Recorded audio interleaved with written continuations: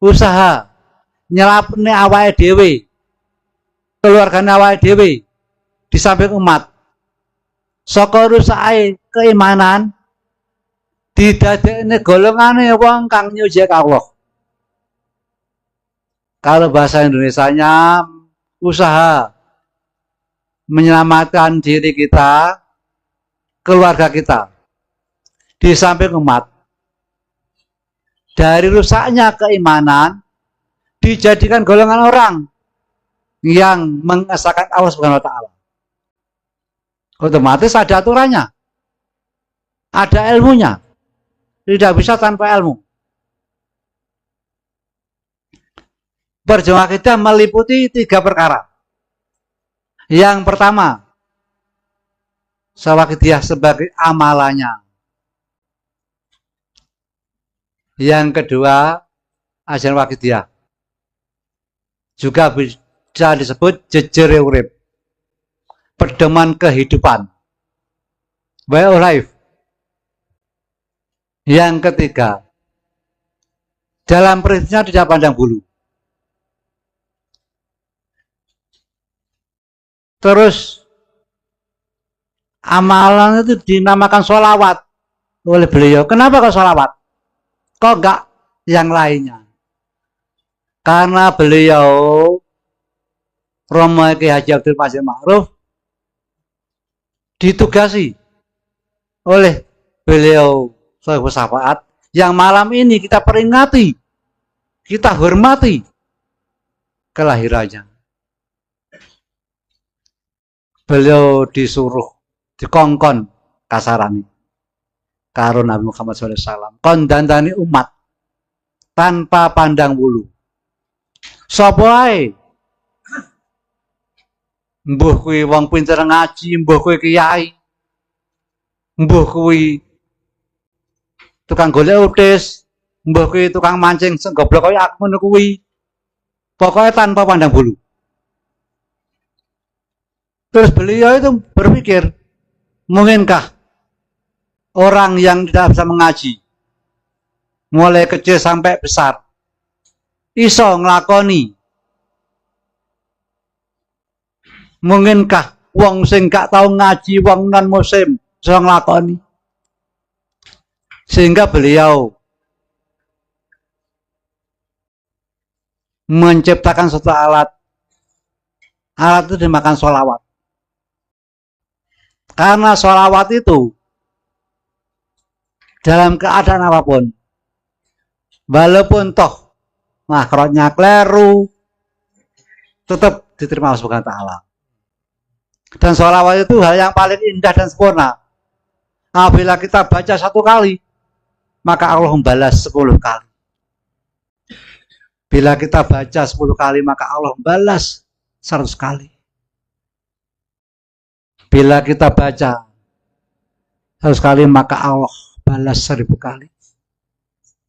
Bila kita baca 1000 kali, maka Allah membebaskan diri kita dari kemunafikan hidup di dunia ini. Dicatat di antara kedua mata kita.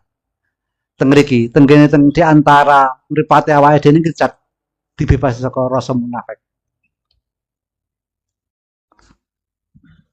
Saking bijaksana Mbah Yai, saking welase Mbah Yai kepada kita, sehingga kita dijadikan pengamal sholawat. Sholawat itu berasal dari sholatan soli, yang artinya doa. Kemudian dijamakkan menjadi sholawat, yang artinya beberapa doa. Nggih. Terus sholawat niku sang sholatan soli. Terus dijamakne dadi sholawat, sing artinya pirang-pirang donga.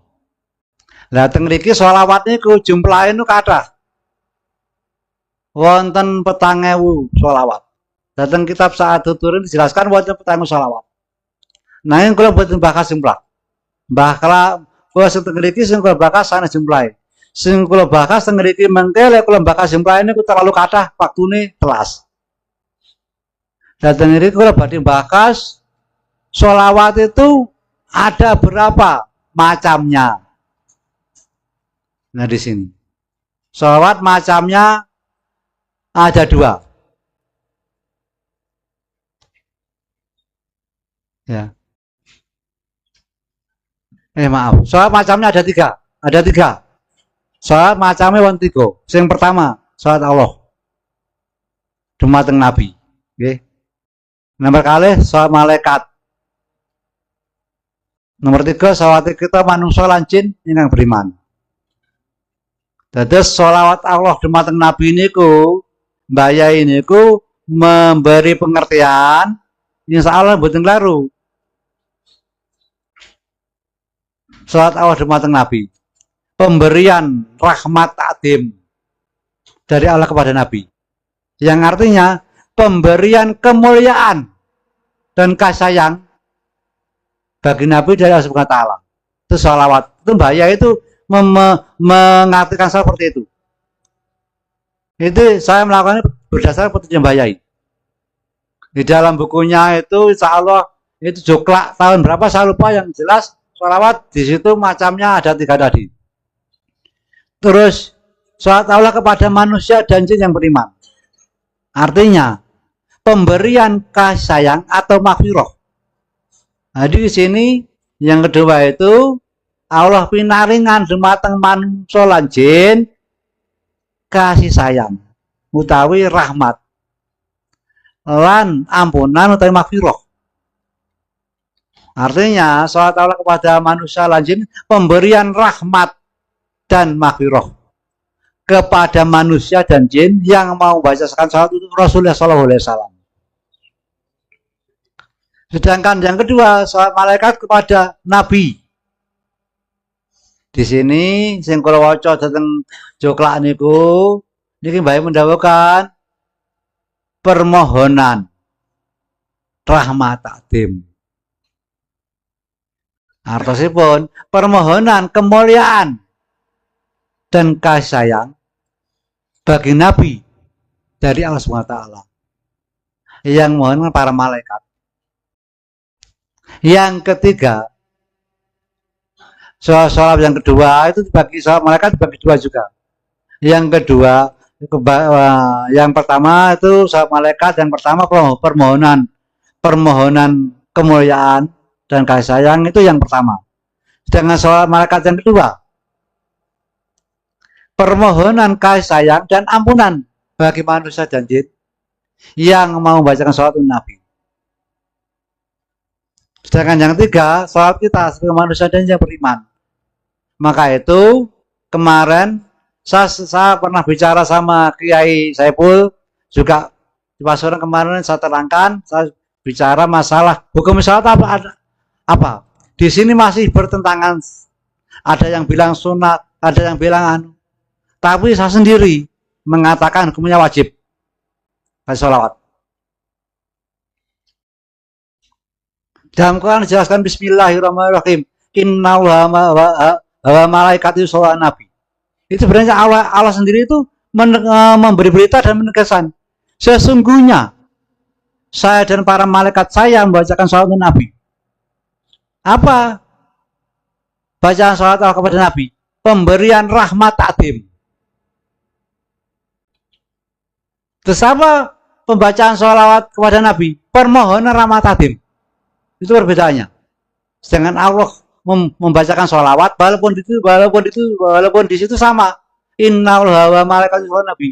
Sesungguhnya saya dan para malaikat saya membacakan sholawat untuk Nabi. Tapi pengertian berbeda. Bagi Allah itu pemberian rahmat takdim. Bagi malaikat permohonan rahmat takdim. Terus ayat selanjutnya, wahai orang-orang beriman, bacakan sholawat dan sampaikan salam kepada Nabi yang seindah-indahnya. Itu perintah Allah. Otomatis kalau kita itu dalam Quran ada perintah, berarti wajib.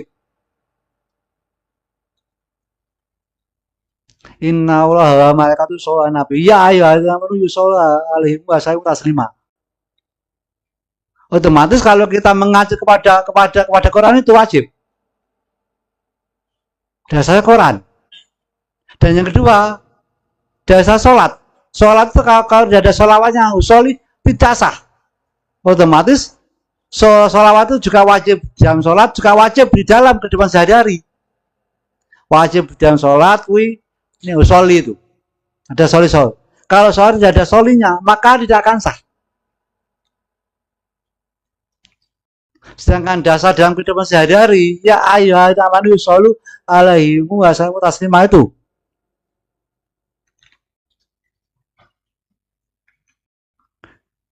Sedangkan sholawat kita, manusia dan jin itu permohonan kemuliaan dan kasih sayang, sabarokah bagi Nabi dari Allah Subhanahu wa taala yang memohonkan manusia dan jin. Maka itu Rasul bersabda, barang siapa membacakan salawatku 1 kali, maka Allah membalas 10 kali. Apa bahasa Allah? Pemberian rahmat dan maghfirah bagi kita. Lah beliau itu sebenarnya bahaya itu memberikan sesuatu kemudahan kepada kita dengan jalan menggolongkan doa yang beliau cipta dengan sholawat, tidak dengan doa. Itu karena kasih sayang beliau pada kita. Kalau sholawat itu siapapun bisa mengamalkan tanpa pandang bulu, karena beliau diperintah oleh beliau Rasulullah SAW membenahi umat dan iman tanpa pandang bulu. Tapi awal dekat sholawat, maaf, tidak bisa tanpa pandang bulu. Dari golongan manapun, bangsa manapun, agama manapun boleh mengamalkan lah itu. Karena beliau diperintah tanpa pandang bulu. Dan saya pernah bertanya kepada beliau pada waktu itu, beliau masih menduga kita, Pak Nyun Sewu, kok teko? Ana apa kuwi? Kula teko. Napa oleh ndongakni? Wong sing gak salat, artine non muslim. Nek ndongakne oleh-oleh. Tapi nyolati gak oleh. Nah di situ. Lha kok ngoten? Wakita tanpa pandang bulu. Artine umat manusia setelah Rasulullah itu sebenarnya semuanya itu umatnya Rasulullah. Zamannya Nabi Isa, semua umatnya Nabi Isa. Dan zamannya Rasulullah, semua umatnya Rasulullah. Hanya saja mereka tidak mengaku Rasul sebagai nabinya. Nah ini kewajiban kita untuk mengajak mereka kembali kepada Allah dengan perjuangan wakidiyah.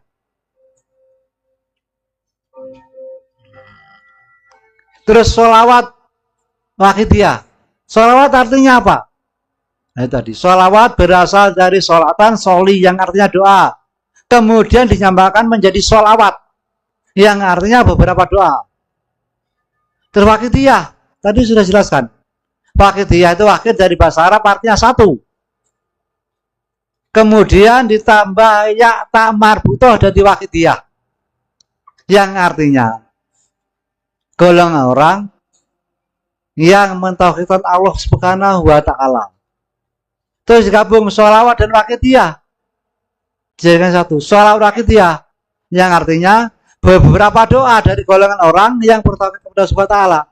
Maka itu kalau kita mengamal wakidiyah itu sebagai penjernih hati, membersihkan hati kita. Karena apa?